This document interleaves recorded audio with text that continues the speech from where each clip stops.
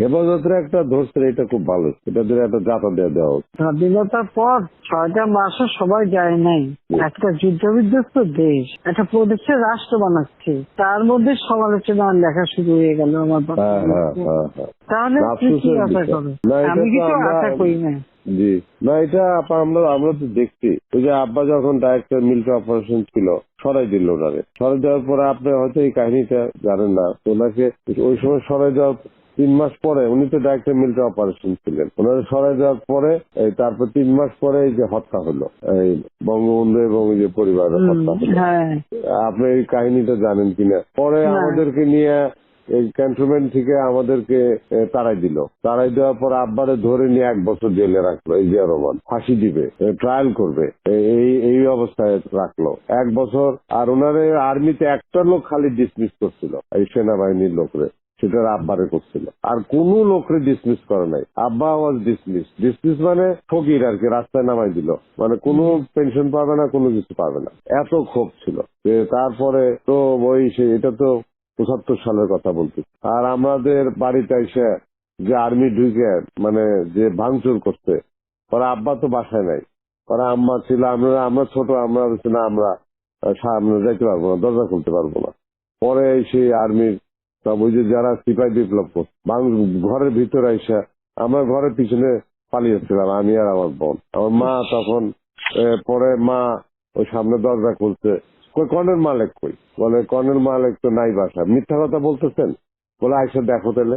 তারপরে তারা চলে গেছে। পরে আমরা ক্যান্টনমেন্ট থেকে পালিয়ে, পরে 1 বছর পালিয়ে থাকলাম, ওই বিভিন্ন জায়গায় আমরা পালিয়ে থাকলাম। ওইটা প্রথমত জেলে ঢুকায় রাখলো, তারপর থাকলাম পালিয়ে। এইরকম অনেক বার গেছে। তারপর আমাদের বাড়িতে এসে গুলি গালাজ করছে। ওই যে যেখানে খালেদা জিয়া থাকতো, আপনার যে বাড়িটা, ওই যে বাড়িটা ছিল, সেই বাড়িটা তো যে এখন আপনি এদেরকে দিচ্ছেন, ওই যে আর্মির সব যারা হত্যায়, হ্যাঁ, ওই বাড়ির উল্টা আমরা থাকতাম। ওইখানে টিনের চালওয়ালা ঘর ছিল, ওয়াল করা ঘর ছিল তখন, ওই 73-74 সালে আর কি। তখন তো আমি ক্লাস 8-9-এ পড়ি ওই সময়। ওই ওখানে কতগুলি ওরকম ছিল। পরে খালেদা জিয়া আবার এই বাড়ি যখন দখল করে, তখন ও বাড়িও দখল করে ফেলছে, এই বাড়ি টাড়ি সব দখল করে ফেলছিল। ওগুলো আমরা দেখছি, আমাদের ওই টিনের ঘরের মধ্যে এসে গুলি লাগতেছে। যখন ওই যে সিপাহী বিপ্লবটা, এখানে সিপাহী বিপ্লব তো কারা করছে আপনি জানেন? এই যে যারা এই যে জিয়া রহমান যার পর ফাঁসি দিল, কি নাম ওর, কর্নেল তাহের। কিন্তু এই কিন্তু সিপাহী বিপ্লবরা করছে, জাসদের লোকেরা এইসব করছে অনেক কিছুতে। তারা তো আবার আমাদের সাথে আছে, এরা তো জাসদের লোকেরাও এইসব মধ্যে ছিল। আমরা তো দেখতে পাই না ওই সময় তাদের ভিতরে কাহিনীগুলো। জাসদের তোমার বিপ্লবী নেতা, তোমার ওই যে আমাদের কাপালি সিরাজ আলম খান থেকে শুরু করে সব মিলে তারাই তো সব বড় বড়। ওই যে যারা ফাঁসি দিল, ওই কিন্তু জিয়া রহমানের যে অ্যারেস্ট করছিল, ওই যে খালেদ মোশাররফ, তখন তো বাইর করছে তো তাহের, এবং আর্মির বিপ্লব ঘটাইছে, ই করছে, সিপাহী ভাই বা অফিসারদের অফিসে, এগুলো তো তাহেরই করছে। তাহের জিয়ারে বাইর করে তাদের রাষ্ট্রপতি হওয়ার সুযোগ করে দিচ্ছে, তাহের সে ফাঁসি দিচ্ছে।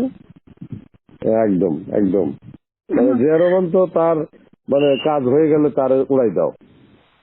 তোমার তাহেরের বউরে ইনুরা, আমরা যখন 2009 সালে সরকার গঠন করলাম, তখন এমপি বানালো।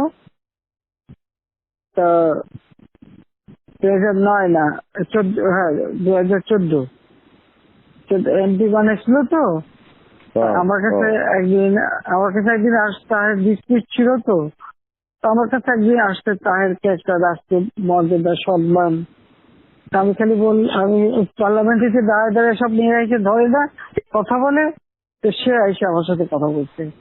আমি খালি বললাম, শোনে আপনি স্পেশাল এমপি হচ্ছেন, ঠিক আছে, কিন্তু আমি তো ভুলে যাই কিভাবে, যে আমার বাপের হত্যার সাথে আপনার স্বামী জড়িত, আমার পুরো পরিবারের সাথে, এবং জিয়া গভর্নমেন্ট নিয়ে ক্ষমতায় বসাচ্ছে।